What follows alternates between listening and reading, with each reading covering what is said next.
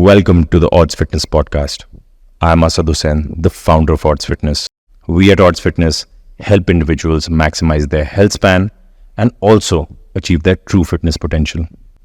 With my formal education in exercise and sports sciences and also in lifestyle and wellness coaching, we bring to you the most data-driven insights from industry experts who specialize in the Asian and the Middle Eastern populations.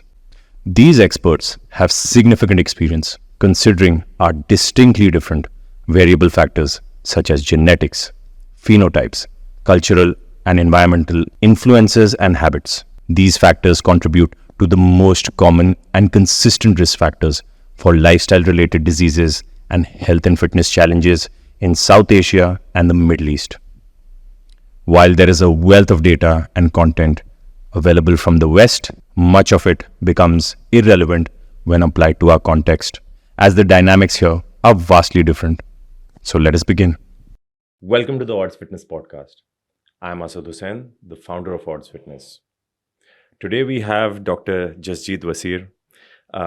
He's the director at the Division of Endocrinology and Diabetes at the prestigious Medanta, the Medicity at Gurugram. He's done his formal education from the top and the premier institutes of India, which include AIIMS and MAMC, Maulana Azad Medical College for those who don't know. He's a new age metabolic physician and tackles this disease of diabetes and obesity in a very novel way. Today, we are here to pick his brain and bring to you the newest methods on how we can maybe address this problem from a systemic standpoint.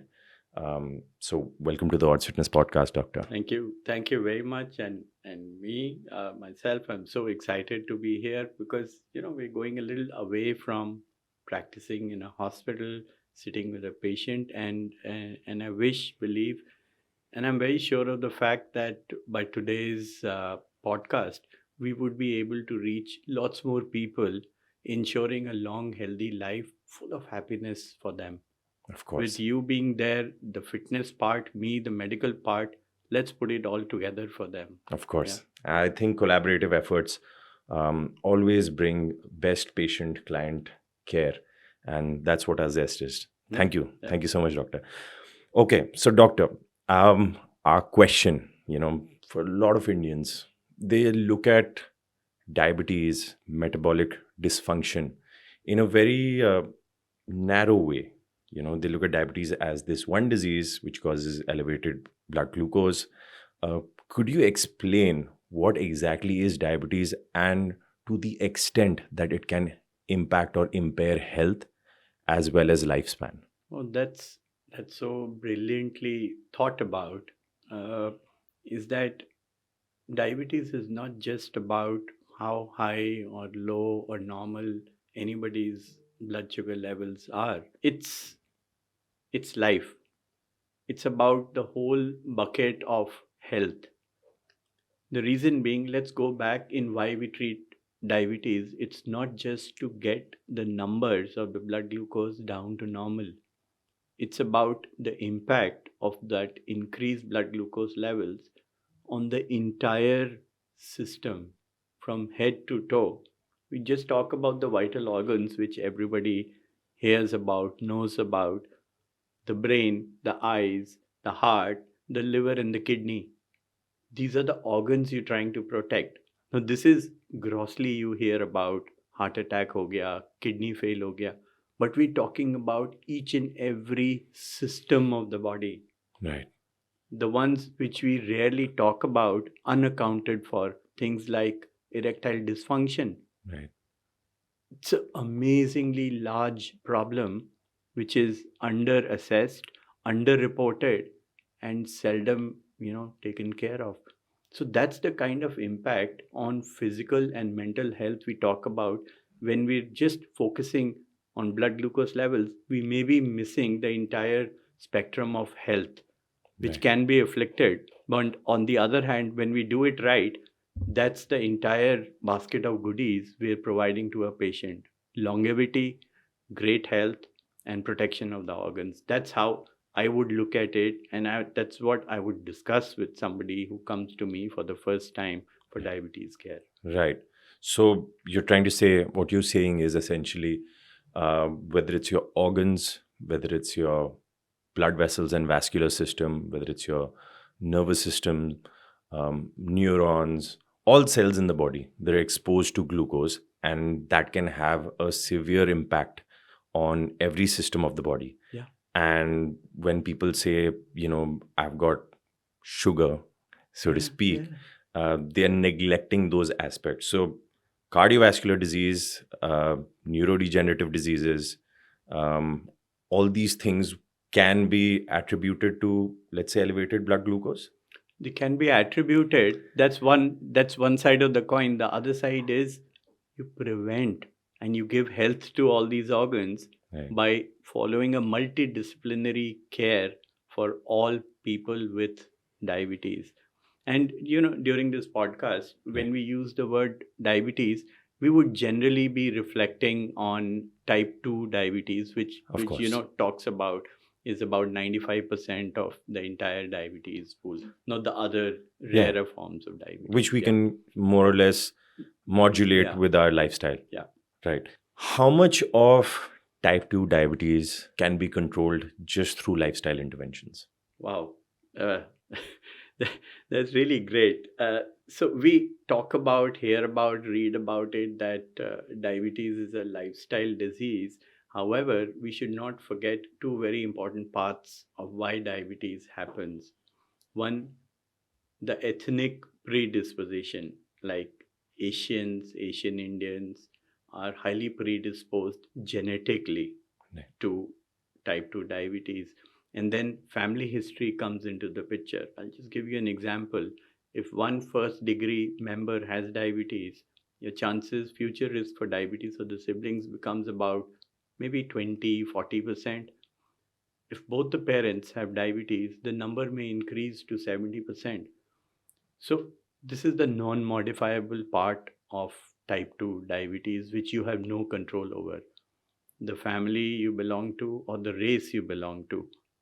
So, that takes away the entire burden of calling type 2 diabetes as just a lifestyle disease. However, reflecting back on your question, that it has an amazingly large impact on management of diabetes, not just the physical health. We must also think about the mental health of a person who's been told that you have this disease which is going to stay with you all your life, and it is likely to affect all your organs. Right. If not controlled, if not done right, if not controlled well. So that's the kind of things we're looking at. Lifestyle is kind of the cornerstone, it's the base on which we build the treatment for type 2 diabetes. Yeah. Right. Right. So let's say there is an individual who has, let's say, type 2 diabetes. How easy would it be for that individual to manage their blood glucose and not let, let's say, the setbacks that come along with this disease to impact their overall health?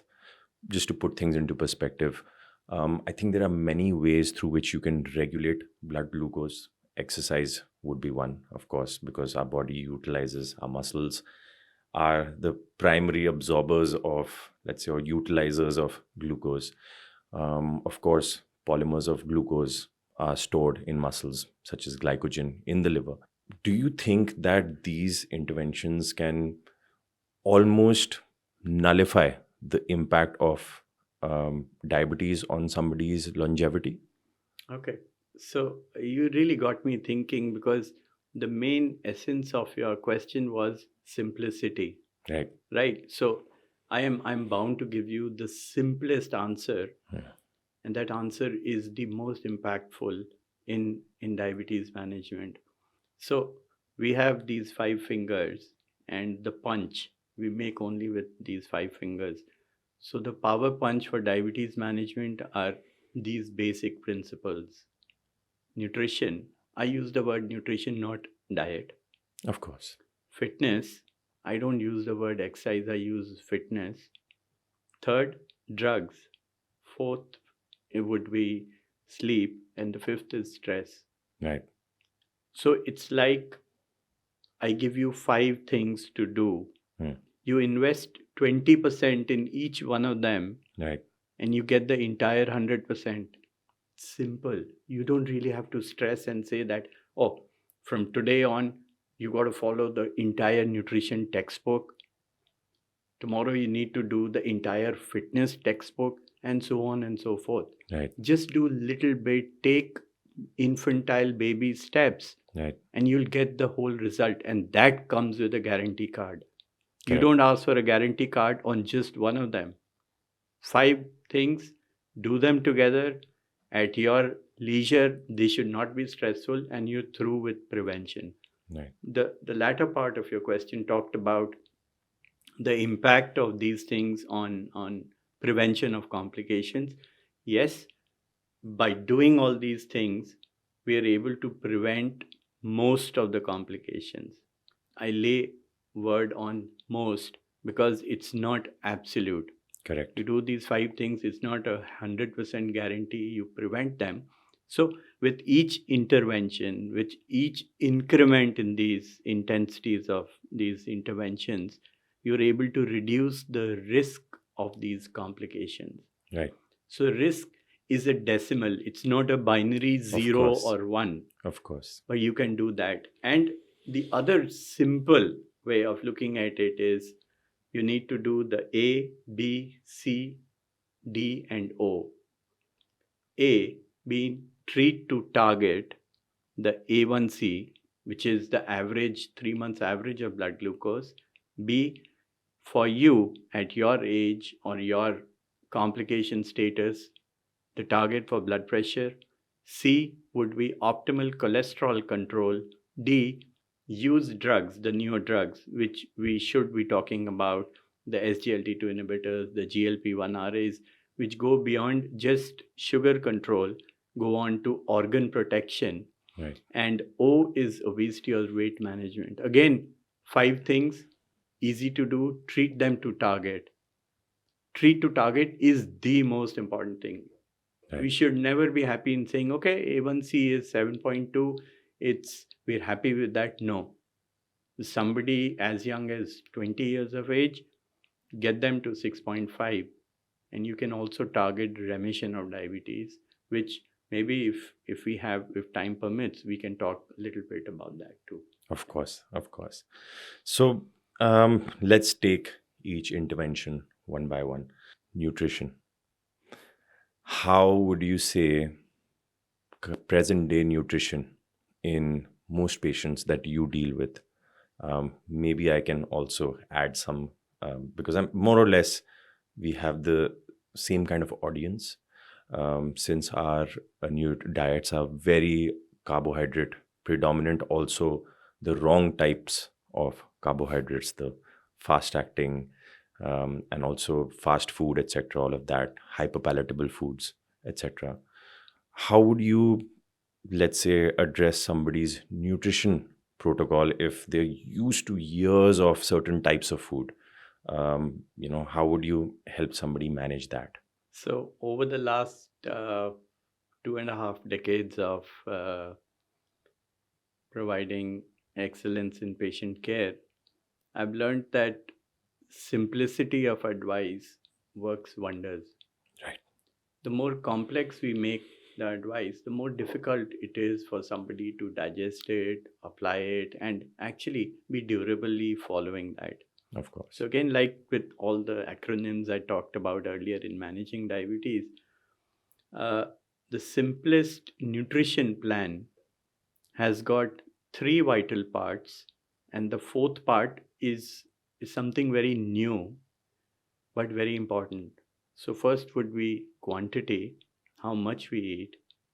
2 would be quality, the kind of food we eat, and reflecting back to your observations, north to south, east to west, our diets are carbohydrate rich. Right. So that's the quality part of it. 3 would be the timing. See, nature had made day and night. Our bodies, our cells and everything runs by that clock. And that's why in the past, when we didn't have artificial lights, everybody would sleep off with sunset. They would have finished their food by that time. Why? You're with nature. Right. Now, the transition which is happening with mechanization and all these things, that clock is getting disturbed, and that may well be contributing to the major epidemic of all non-communicable diseases, including type 2 diabetes. So we have quantity, we have quality, we have timing.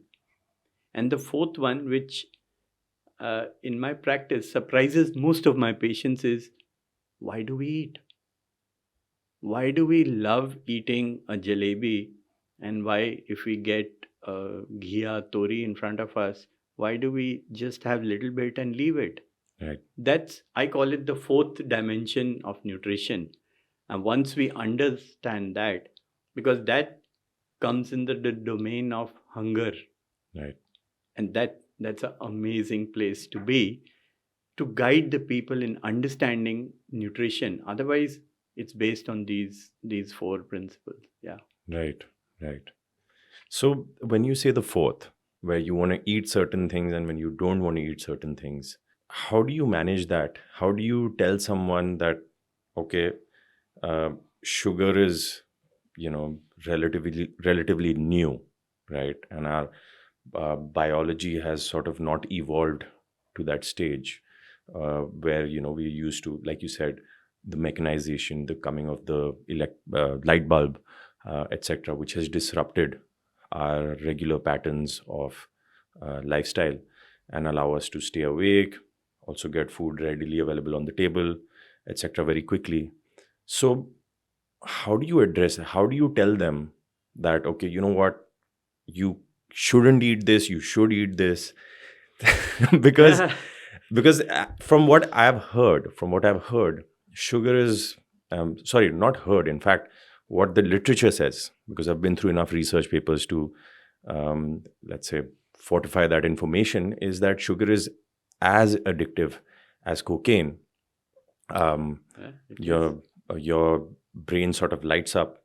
Also, your brain thrives on glucose. And and I always cite this study where mice, their taste buds were removed, and one was glucose laden water, one was regular water, and not being able to taste it as well, like internally they would always have an affinity to go towards glucose water, because that would just create this sense of reward in their body. How do you tell an individual to deal with that? Wow. That's like me gazing at the universe, which you just threw at me. Right. That's amazingly large and it's very exciting. So I'll just pick up points of your question and start putting a perspective on hunger, nutrition, all these things. Right. First of all, in 25 years, I've learned one thing: restrictions never work. Of course. And at times, I would to the people who I feel it won't be hurting to them, I would ask them that as a child, whenever our parents would tell us, don't do this, don't do that, did we really follow that? Just True. a very simple example in understanding restrictions may not be the right way. Don't eat this, don't do that, do this. However, in college, when I was given permission to go out for a late night party with responsibility, I Right. felt very good about that. Right. So there is a big psychology, or the mind plays an important role in what we're hearing, Correct. accepting. Correct. So permissions work always well. So I give somebody permission, but I give it with the responsibility. And the guiding principles would be balancing out everything in the right way. Coming back to hunger, why we eat this and why we don't. Like, so hunger is basically has three parts to it. One is what the body needs, Right. what we call as the homeostatic hunger. Right.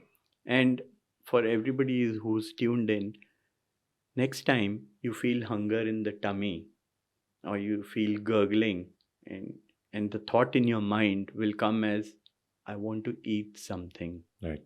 Then sukhi roti, dal, sabji, and dahi is going to give you the greatest gratification of eating food. True. Maza aa gaya. That's true. That's homeostatic hunger. Right. Now let's go into, so if you feel 100 hunger points in a day, you would be feeling about 20 to maybe 40%, 40 points of what the bodies need. Right. Wow, that leaves us with like 60, 70% of something else. Right. And that something else is what we call as hedonic hunger. Of course, pleasure-based. Pleasure. Now comes, I want to eat, I like to eat, I'm feeling so happy in eating. Right. That's hedonic hunger. Now, amazingly large research in this field has been done. And the simplest way to put it is those hunger centers are in the subconscious mind. Right. You have the gray matter, and within that is your subconscious mind, which is really not under your control. Right. That is the hunger which is driven externally from 10 miles. You know which sign you can see? The McDonald's. Why? It's bright red and bright yellow. You see that automatically, that has triggered something in your mind. Just taking an example of how it gets triggered. True. Emotions. I feel great, I want to eat. I'm not really happy, I want to eat. But I have nothing to do, I want to eat. True. What's going on? These are the manifestations of hedonic hunger. And then coming to the food choice, making it very simply, you have a calorie dense food that spikes your sugar, that spikes your insulin, and both of this concoction goes to your pleasure centers and gives you that dopamine high. Right. True. That's where the kind of I'm still not there in calling it addiction, but I would ditto your thoughts about sugar being very addictive. I would ditto those thoughts. Right. So that's the kind of thing. And oh, I forgot. The third part of hunger is the executive function. Lying right above it, that's your gray matter in saying, no, I don't want to eat this. Right. Because I believe it's not really healthy for me. Yes. Or my doctor, my nutritionist, my fitness coach told me that try to restrict them. Right. However, that's the weakest of these three. And whenever you feel that hedonic hunger, you will have a picture of the food in your mind. You'll have a photograph of a burger, a pizza, or whatever you really enjoy eating. So differentiating these two is very easy. I feel it here. Well, our body needs it. Rest all is happening here. Right. And it works. People do understand. And some of them are awestruck is, wow, I've been doing this all my life and I had no idea. Right. Right. There is a debate happening in the National Obesity Conference where I'm talking about fitness versus fatness. Wow. So I would definitely take some leads from you. You're the master of fitness. I would definitely take some leads. So let me do the question part now. Okay. How important is fitness as compared to, if I am allowed to use the word fatness? Normally I do not use it, but it's easy to understand. How important is that? So I'll address it from a very, how do you say, transient perspective as well. Or let me just zoom out a little bit. And for individuals, I respect everybody's autonomy. Like you just previously very shortly mentioned, nobody likes being told what to do. Having said that, if you take fitness, it is your ability to essentially have a practice where you're able to do the things that you're doing in the best way possible. And if you look at a 10-year-old, a 20-year-old, a 50-year-old, or a 40-year-old, or a 90-year-old, all of them have certain narratives or functions to fulfill. And I've seen kids as little as 10 years old who maybe have a physical disability, or some kids who are generally more fit because they've got a healthy upbringing. Even when they're indulging in play or academia, so to speak, fitness plays a huge role. Just to put things into perspective, if you're able to move better, if you're able to think clearer, because, you know, if you're fit, your brain's also sharper, right? And there's a host of other things which I would not want to get into, but this is validated, study based, evidence based stuff that I'm talking about, not something that I'm talking anecdotally or from personal experience, but it helps kids thrive in the environments that they're in. If you would look at a 20-year-old who's out there trying to discover the world, explore the new things that are there, right? Whether it's going on a trip, whether it's hanging out with friends, whether it's academia again, or work, it plays a huge role. And most interestingly, we have observed is that it also determines your self efficacy, your self confidence, because fitness is something that you can put into practice and get good at, like everything else. Somebody who's good at something has this efficacy about themselves, which is the self determination theory, which helps them boost confidence. And that confidence has a trickle down effect in every single aspect of their lives.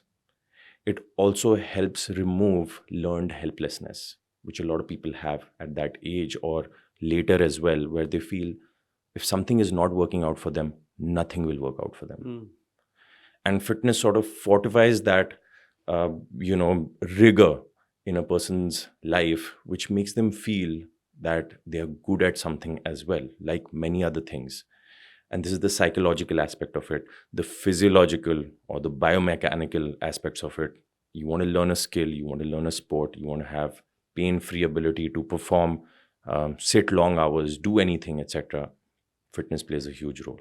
Like you go on a hike as well. You go to, I don't know, I was in Capri, and we had to walk all the way up, and we took this very steep walk instead of taking the the public transport or whatever it was, and easy peasy, we got there before everyone else. Yeah, I mean, looking at you, I'm sure you're like super fit Right.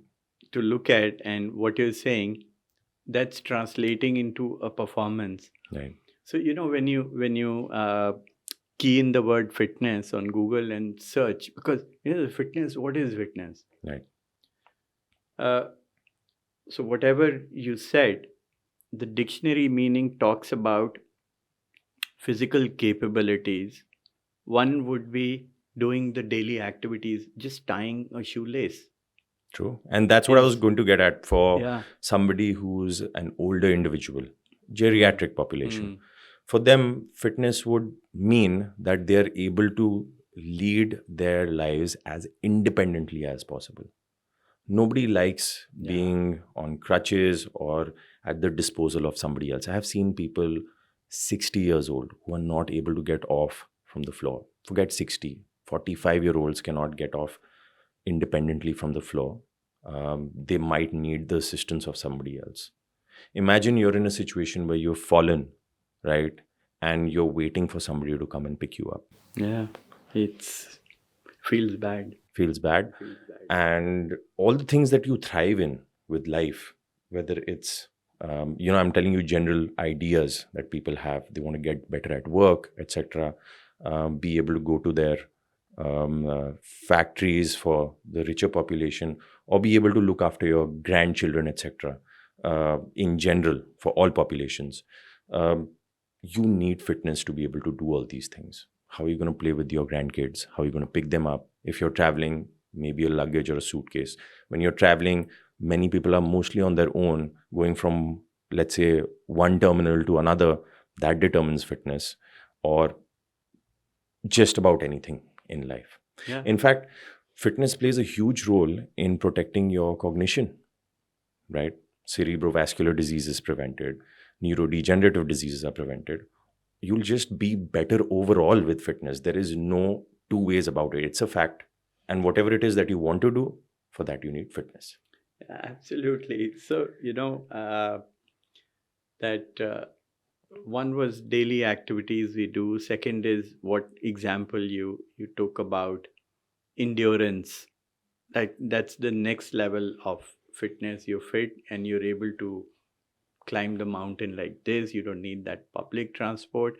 And the third aspect of fitness would be the health. Right. Health would be the metabolic health and the mental health too. Right. You so very elegantly talked about both of these components of not just being good in the numbers, but feeling good. That's the mental aspect of fitness. And with this, and then you combine that, coming back to the same 5 principles now with your help, Right. we have proven that these things should be mandatory when we're talking about health, longevity, and I love the word wellness. Of course. We don't talk about that. We talk about prevention of diseases, treating diseases. Right. But if you don't have a disease, fitness is so damn important when we talk about wellness. And wellness is the universe of everything together. Right. So that's why we need fitness to be on board. So coming back to Mother Earth, am I right in saying that fitness is equal to muscle? No, I would say that fitness is a lot more than that. But yes, if you don't have muscle, if you don't have adequate muscle, you will not be able to have, let's say, well-rounded fitness. There are people who do participate in cardiovascular activities. And then there are some obese individuals who might have more muscle than marathon runners, right? Because of genetic predispositions, etc. Especially when you look at the African population, they're very well-muscled individuals because of certain reasons, but they do have a propensity for cardiovascular disease. So muscle is important because it is what gives you the ability to indulge in fitness. But if you don't have the well-rounded aspect of fitness, and like you said, when we talk about fitness, it's the ability for the body to perform. And if you don't have your muscle, right, or strength, so to speak, if you don't have cardiovascular health, if you don't have mental health as well, right, sleep could be a part of it as well, and your nutrition, you're not going to be a fit individual. There is no way somebody's nutrition is bad or sleep is bad and he's good at fitness. There is no way that a person can have less muscle and their fitness can be good. There is no way that a person, let's say, is not exercising and their fitness could be good. There is. So my take-home message would be, it's not just the quantity of your muscle, the quality of your muscle. And muscle is an important part of fitness, and you can't put in an effort and say that you're fit. Yeah. Picking up one of the points you mentioned about people with excess fat and having a good fitness level. Now let's bring an angle of science to that. Right. Science has so clearly proven, irrespective of the level of fat somebody has, your fitness level actually has a major reflection on your longevity. True. One of the only interventions which has had such a profound non-drug related impact on mortality or longevity is fitness. So you have a very high BMI or have excess body fat and you're fit, your chances of loss to life come down very significantly. That's something very important. And through today's program, we must, and this message must go on straight to everybody who's joined in, that you need to be fit to live long. That's true. Right? 100%. Okay. 100%. I hope I'm not hijacking the program. No, please hijack the program. It has to have More minds together, of course. Yeah. Okay, so since you spoke about muscle, what does current research talk about muscle health and its connection to, let's say, endocrine disruptions, diabetes, and longevity from your perspective? So there was a very beautiful article which came up in November in I think Lancet. Yeah. That's one of the top Yes, medical journals. journals. Yeah. They give a very beautiful picture of a muscle and put two parts to that. The left hand part talks about the physical abilities related to the muscle, Right. like doing the daily chores or doing endurance. The right hand side talked about the metabolic aspect or the disease aspect of the muscle, where almost all organs, you talk about diabetes, you talk about cardiovascular, you talk about neuroendocrine, you talk about endothelium, everything again has a relation with the muscle. Right. So it's no more like you've got good muscles. It can translate into good health, functional, metabolic, and you feel good. Right. Is the entire kind of benefit we're talking about with muscle health. So the other part of muscles which intrigues me is that you can't really increase the number of muscle cells. Unless you have elevated growth hormone levels and hyperplasia occurs at a younger age Yeah. or exogenously. So that's a tricky part, but you can expand. So exactly. So with fat, you can gain it and lose it anytime. True.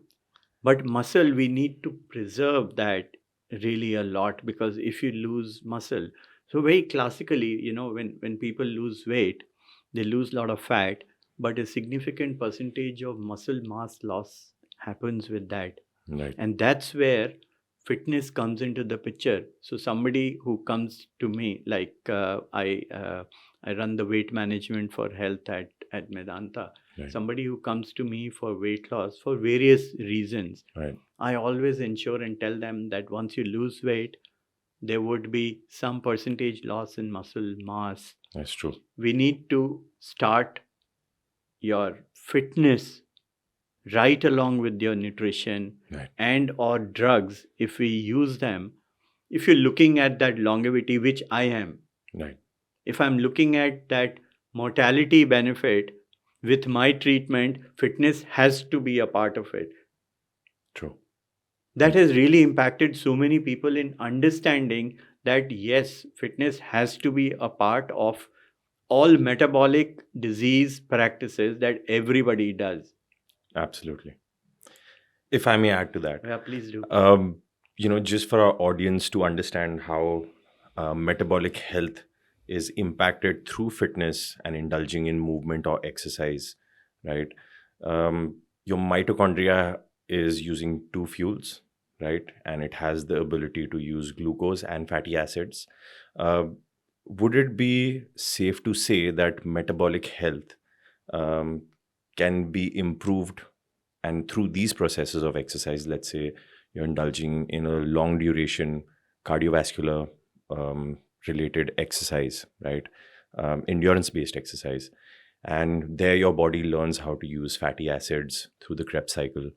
And let's say when you're doing anaerobic activities like resistance training or strength training, there your body uses glucose, so to speak, and learns how to do so both in an efficient manner, right? Many receptors come to surface, GLUT4, etc., which can help push those Glucose, molecules yeah. inside and just make that process more smooth and efficient. It's like a well-run engine. So is that what you mean by when you say metabolic health? And also through feedback of your nervous system, maybe have the optimized hormone response, etc., all of that. Is that what you mean, or is there more to it? Yeah. So you're like textbook of metabolic health and muscle. Just talk to me. Okay. No, I need to translate that into what people will. You're absolutely right. Right. At the cellular level, these changes happens, and that's where the health benefits are coming. Right. But in general discussions, these things may go right over me. Right.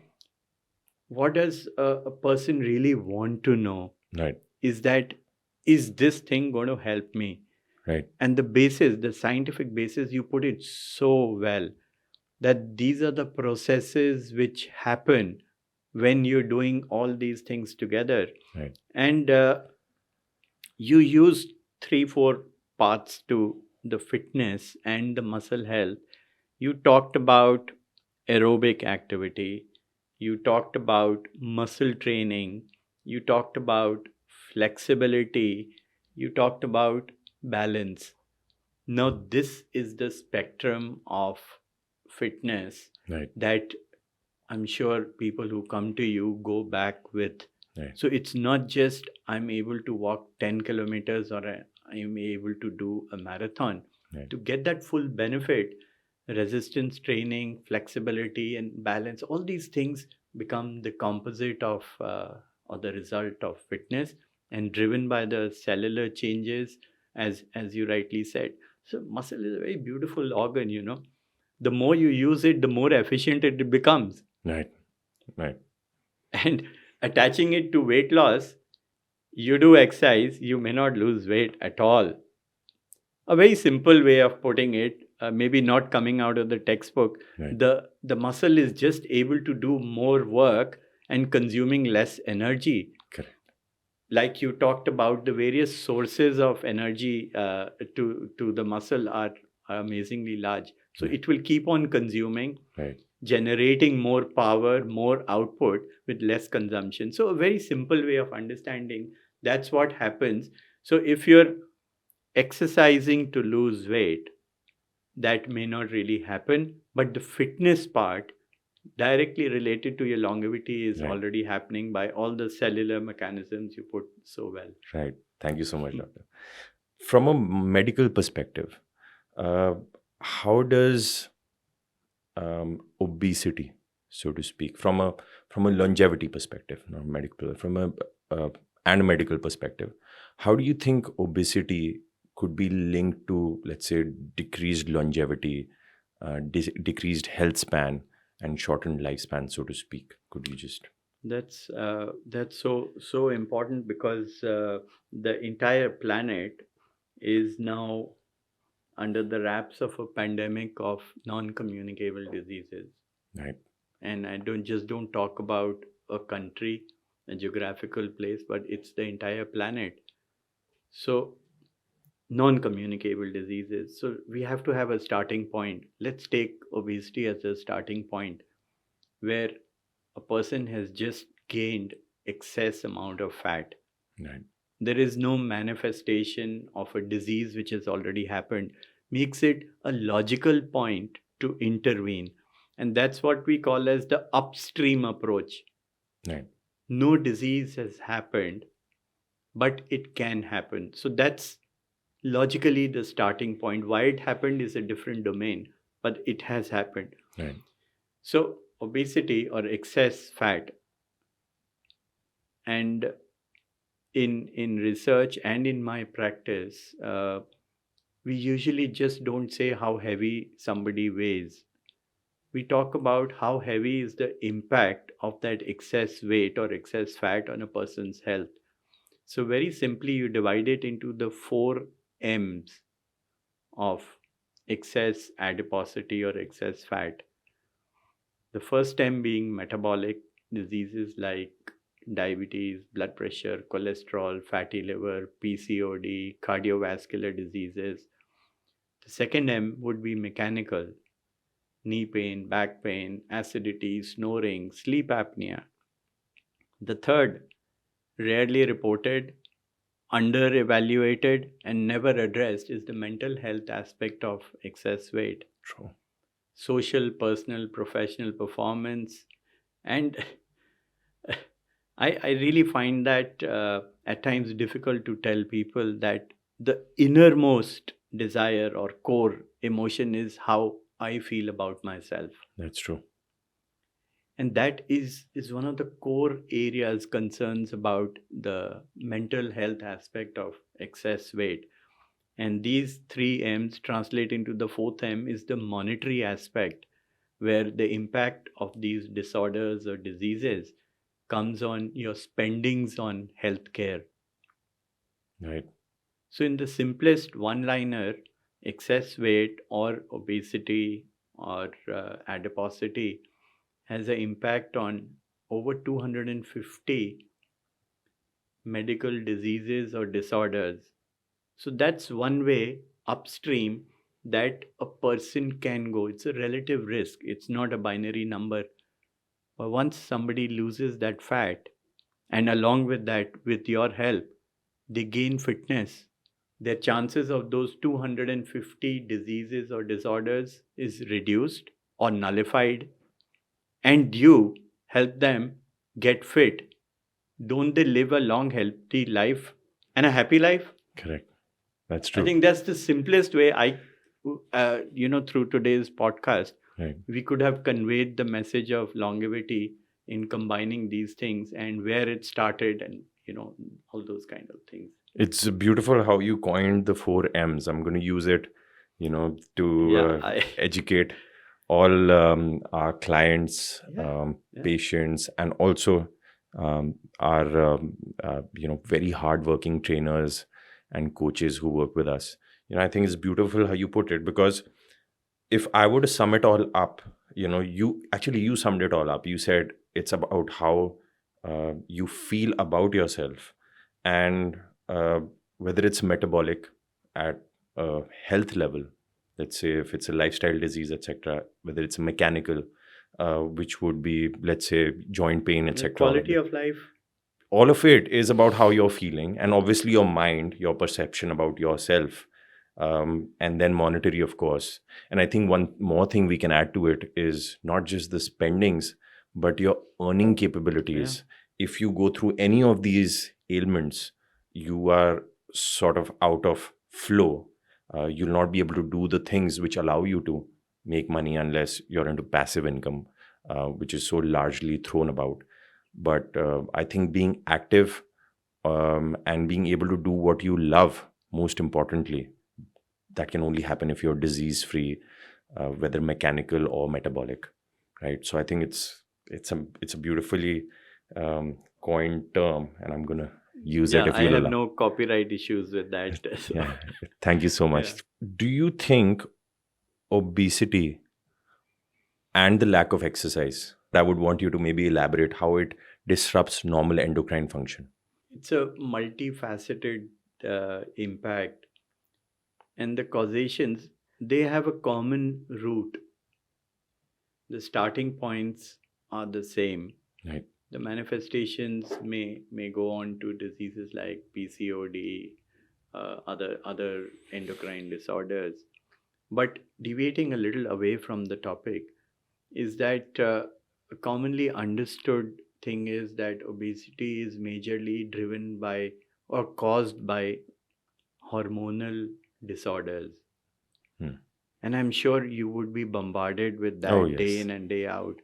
But the medical fact is the true hormone related causes of obesity are extremely rare. It's like finding a needle in a haystack. Right. They're so rare. However, excess weight or excess fat has an impact on virtually all hormone systems. Right. So it's not the cause, it's not the common cause of excess weight, but again, like the 4 M's, I think we can add a H to that and say that the hormonal imbalances, which is a common word used by the patients. So again, we've added a fifth dimension to losing excess weight is in the easiest ways is to kind of neutralize that imbalance and make it a flatter and a sustainable, good hormonal milieu for all our patients. Right, right. So whether it's your sex hormones, whether it's your, I don't know, thyroid, whether it's Cortisol. cortisol, Oh, of you course. would be facing that day in and day out. Right. Oh, cortisol is this, the hormones, the testosterone is this, Correct. and I'm sure in the near future we should do a dedicated program on this aspect, Right. the relationship of fitness, fatness, hormones, and bust a lot of myths around it and give some possible solutions. Maybe next time we should Yes, definitely please. do That would be that. great. Yeah, That'd be great. Because there's so much to talk. Oh yeah. Right. Right. That's amazing. Because we do get bombarded by, I have hypothyroidism, and that's why I find it hard to lose weight. And I'm like, are you on medication? And is everything in normal range, etc.? It's like, yes. And I'm like, it's more like a catch-22, you know.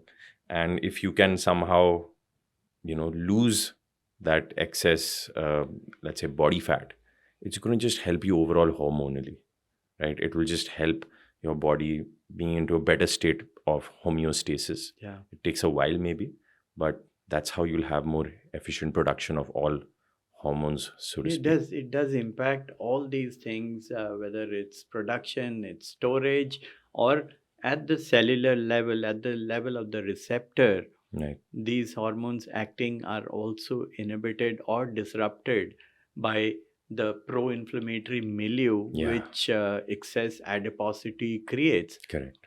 So excess weight or excess fat is a pro-inflammatory state. Correct. And all the complications of diseases, if I have to give the simplest answer, the end point inflicting these damages at the cellular level is the process of inflammation, pro-inflammatory state, which we hear about everywhere. And that's kind of the end point. And that's what we're looking at, the upstream approach, and the downstream, that is kind of the ending point where the benefits start appearing. Yeah, how does one get fit? How does one get fit? Okay. $1 million question. $1 million question. Firstly, I think I'll tell you how we do it at Odds Fitness. Firstly, it is very important for us because, while I hear you talk, many doctors are very clinical in their recommendations, etc. And I read somewhere that nobody cares about what you know until they know you care, right? Yeah. And I think when I'm speaking to you, you have, and I saw a couple of reviews also online when I was looking you up. And these just wonderful reviews, how you're just mentally present, patients feel comfortable, etc., all of that. And I think that is very important for a person to be able to empathetically communicate to another individual the importance of it. If I were to, let's say, address to our audience how one should get fit, I think it is very important because most of them are in a stage of pre-contemplation or contemplation. Either they believe that it's not going to help them, or they believe it's going to help them, but the pros and cons of it are not there yet, right? In that stage, we should ask ourselves how our life would be different if we were to be fit. And usually these answers are very unique. Somebody might say, I'll fit into better clothes, I'll look better. Somebody might say, I'll feel healthier and hence I would be able to perform better at various things that I do. So everybody's values and systems should be probably addressed. And I think they should make a note of how their lives would be different if they were to be fit. Oh, yeah. I think once that is done, then we can go to the next stage of understanding the expert or the sort of like nutritional, exercise-based, sleep-based ideas of how one could get fit. And whenever somebody were to get fit, I think it is imperative that you focus on all these aspects, whether it's stress, whether it's sleep, whether it's risky substances that they indulge in, whether it's nutrition, exercise, and social connections, which we sort of forget. If somebody is fit, all these attributes would be running smoothly and efficiently. And I have seen people where once they get into an exercise regime, they sort of run with it and they get very obsessed and become very unidirectional about it. And they miss out on all these things, and which leads to a remission, which sort of goes into that space where, and that's what most people, I think, in metropolitans are struggling with, that they get it, everybody's lost weight, but somehow they've not been able to keep it off. There, I think it is very important to respect your own ecological system. What are the foods you eat? I hope you're not going out to source your meats and eggs on a daily basis. Vegetarian options have so many sources of protein. Study it, understand it, create an ecosystem around it. Have a plan, for your exercise program. 3 days a week of zone 2 cardio, 3 days a week of strength training, 2 days a week of yoga, maybe for mindfulness and mobility, and address all those things in a nice way. Steps that you can do, movement, get up after every hour and a half and just take a stroll and come back. These are small practices that when compounded over a very long period of, no, not even a very long period of time, even a short period of time, 3 months, 4 months, can make a huge impact. Do you know why I'm smiling? Right. Because it seems that while you were talking, you were validating all the things which I'm doing. It's been a struggle. Where do I get time to do fitness? Fine. Knowledge is all there. And I talked about longevity, this, we talked about, but practically doing it. And you said this so very well. And my practice rule is every third patient, I get up from my consultation chamber, go outside Right. to my coordinator's chamber and just say, okay, what's going on? Everything fine. Right. And everybody, and I've been doing it for 15 years now, everybody knows, Dr. Wasir bahar aayenge abhi 2 patient dekh ke. So I need to do something. And you're fit. I must say that I have seen doctors, how they can sort of neglect their own well-being because they're so dedicated to their practice for patient care, etc. And somehow you're able to do both, which should be an inspiration to many practitioners out there. But you see, you also very rightly said that getting into a particular system, we need to be flexible. Yeah. We need to let air come in. Right. We shouldn't keep the windows closed. So if you can't do X today, do Y. And I found that step counter, each time I get your goals achieved, Right. it somewhere in the back of my mind, subconsciously, tells me I'm doing well. Yeah. I need to validate my efforts. And yes, a little pat on the back, which is coming through the device. Oh, yes, you've done this. Today, you've achieved your health goal of walking or burning these many calories. Right or wrong, I don't know. Right. But at least I'm motivating myself.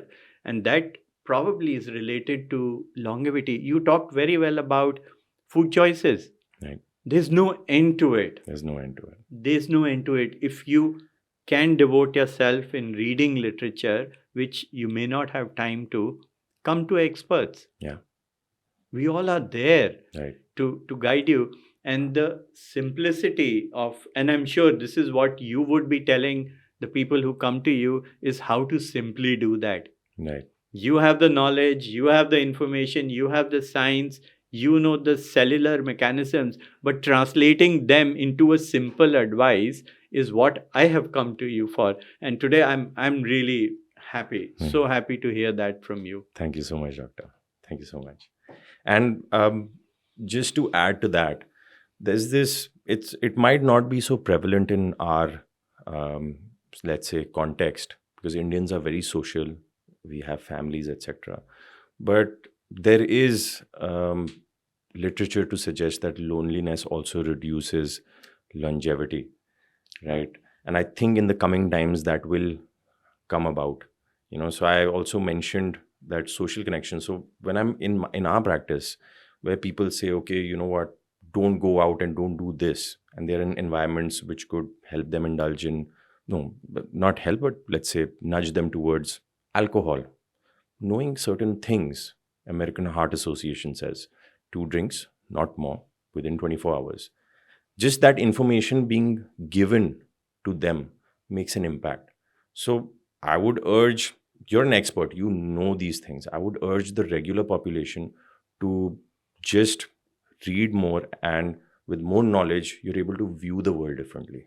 Oh, definitely. All information is available, and our access to information is amazingly large. I don't remember the last time I had to open a textbook to read any medical literature. It's so easily accessible.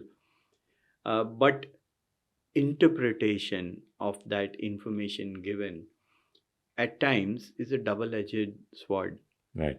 So, you enter any keyword, the human mind is to focus on the negative aspects of it. So any disease with a patient is diagnosed, they enter the keywords, their focus goes on loss of life, death rate, cancers, and your mind is totally fixated onto that. And then the medical discussion actually starts on washing off those things which you have imbibed. The human mind works like that. True. It will catch the negative things and make it really big. So that information, and people like you are there, I am there, we all, have our own systems. Do come to us, don't apply them. Right. Especially the ones on which you are not really comfortable in. Don't apply that on your lives. Correct. It's your life, you get it once. That's true. So do it in the best way. Yeah. You got all experts available who've dedicated their lives onto these things. True. Of nutrition, fitness, medications, all these things. Of course, you can't neglect that. I get a lot of people who say that, my physiotherapist has given me this nutrition protocol, and my nutritionist has given me this exercise protocol. I'm like, listen, somebody has dedicated decades of their lives to something like this, right? I think if you want the best, you should always seek the best experts. Because obviously, if you're doing one thing for that long, I'm sure you've seen the challenges, the solutions, etc., in a more, let's say, well-researched, thought of, an expert fashion. So, I can't stop myself from sharing this very important thing. Please. Is the first responder syndrome. Right. First responder syndrome is you find a particular disorder or disease or abnormal report. You either access the internet and you said something about going to an allied specialty. The first advice you read or you're told about subconsciously stays in your mind for the longest. And then you and me, most of the first consultation is spent on uprooting those thoughts. That's the first responder. Wow, yes. So 100%. In a CPR, the success or cardiopulmonary resuscitation depends on how well the first responder did it. Right. That's how you save lives. Right. And if the first responder went wrong in the information or the intervention, just imagine what happens. So we need to protect ourselves from the first responder syndrome. Right. And experts are there. Accessibility is there. It's never been better. Accessing healthcare providers or fitness experts like you is the best there has been. Right. So do go to them, get your questions answered, and don't fall in that trap. Right. Yeah? You can keep it or delete. We're going to keep it. It's a wonderful message. And because you're dealing with so many patients and they're back to back, we still get time to influence them. We get an hour, 45 minutes. For you, it must be so hard because, it's one patient, then another, and you barely get that much time because that's how much you have to, let's say, go through to prescribe. So within those 10-15 minutes, you have to remove that belief, inject a new one, and then. So I follow a very simple principle, and I get complaints from my family members and my coordinators. Sir, आप patient के साथ time बहुत लगाते हो. Wow. And I'm likely to be the first to start the OPD and would stay for the longest. I just can't do it without spending time with them. Wow. if I can't listen to you, and if I'm not listening to you, That's right. how do I process that information? How can I give you a solution? That's just me. I can't do it. There's no other ways for me to do that. So that's one part which I'm totally in agreement with. And chronic diseases are lifelong things. Right. It's not a cough cold, you give an antibiotic and you don't have a relationship with somebody seeking medical care. It's a lifelong relation, Right. and you need to invest in that. 100%. Time is very important. Yeah. So thank you so much for your time, doctor.